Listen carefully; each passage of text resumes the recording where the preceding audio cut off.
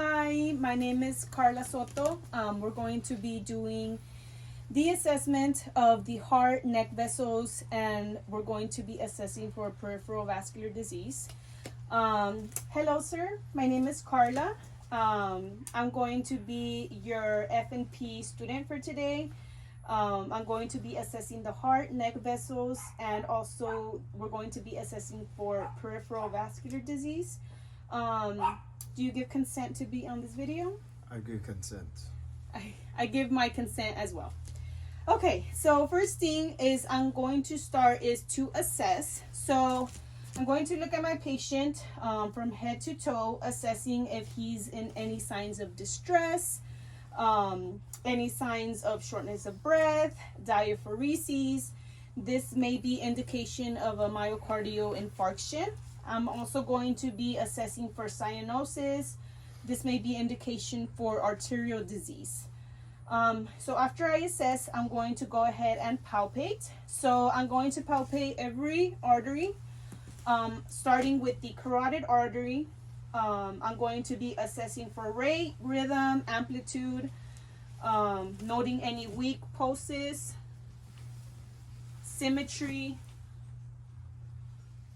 Then I'm going to go down to the brachial arteries, then to the radial, then to the popliteal. If there's any weak pulses, tachycardia, these may be indication of hypovolemia or some kind of heart block. Then I'm going to go down to the dorsalis pedis, and then I'm going to go behind to the posterior tibialis. Okay, so then the next thing I'm going to do is I'm going to palpate the heart area, starting first with the aortic, which is located at the second intercostal, right second intercostal sternal border, noting for any pain or tenderness that may be indicative of pericarditis. Then I'm going to go to the left, second intercostal sternal border, which is where the pulmonic area is. Then I'm going to go down to the left third sternal border, which is the Erb's point. Then left fourth sternal border, which is the tricuspid valve. Then I'm going to go to the mid-clavicular, left mid-clavicular, fifth intercostal, which is where the mitral valve is, which is also known as the point of maximum impulse. So everything looks good. I'm also going to palpate my patient now that I have him here for any coolness, which may be signs of arterial disease. The next thing I'm going to do is I'm going to go ahead and auscultate my patient. So when we auscultate, we're going to be using the diaphragm and the bell. This stethoscope does both. So the diaphragm, all the places that the heart area that I just palpated, I'm going to also auscultate. The bell assesses for bruits, and I'm going to be listening for normal heart sounds, which is the S1 and S2, and any abnormal heart sounds, which is the S3 and S4. So same area, aortic, pulmonic, Erb's point, tricuspid valve, and then the mitral. So I'm going to auscultate.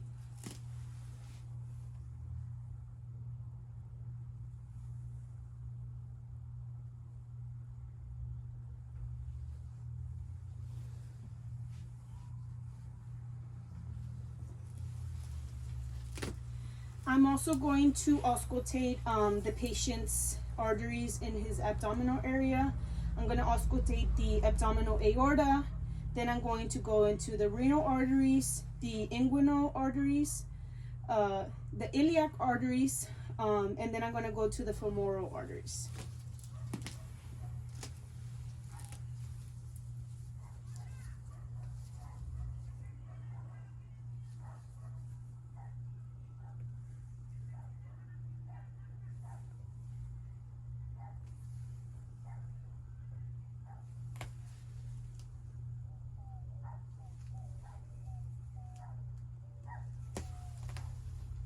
Now, using the bell, which it's still the diaphragm on my stethoscope, I'm going to assess the same areas, but I'm going to be assessing now for any bruits.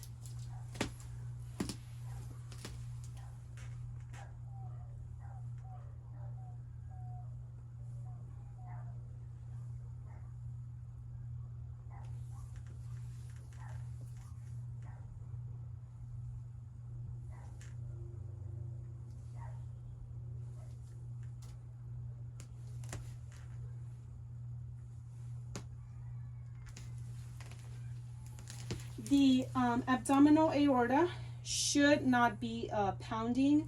I should not visibly be able to see it pulsating. This may be signs of an abdominal aortic aneurysm, and that is a medical emergency. So the next thing that I'm going to have my patient do is I'm going to be assessing for arterial stenosis. So what I'm going to have you do, sir, is I'm going to have you lay down flat.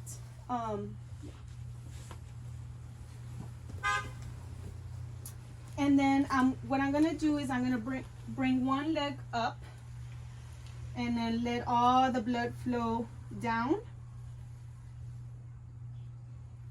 And then what I'm going to have you do is I'm just going to have you sit and just dangle your legs on the side of the couch. And this is noting blood flow back down the feet. Any blood flow that takes a long time are signs of arterial stenosis. So then the next thing I'm going to have you do is I'm going to be assessing for jugular vein distension. So I'm going to have you lay down flat, sir. I'm going to prop him up to 45 degrees, and I'm going to stand on his right side and have him turn his neck towards the left side. Signs of, if the jugular veins are distended, this may be signs of congestive heart failure. In this patient, it's normal. You can't see it bulging out. So then what we're going to do is we're going to measure it with a ruler. And normal jugular veins should be less than 3 centimeters. Anything more is indicative of jugular vein distension. So you can't visibly see it, but my patient's is 1.5 centimeters, so that's normal. We're going to be assessing for peripheral vascular disease.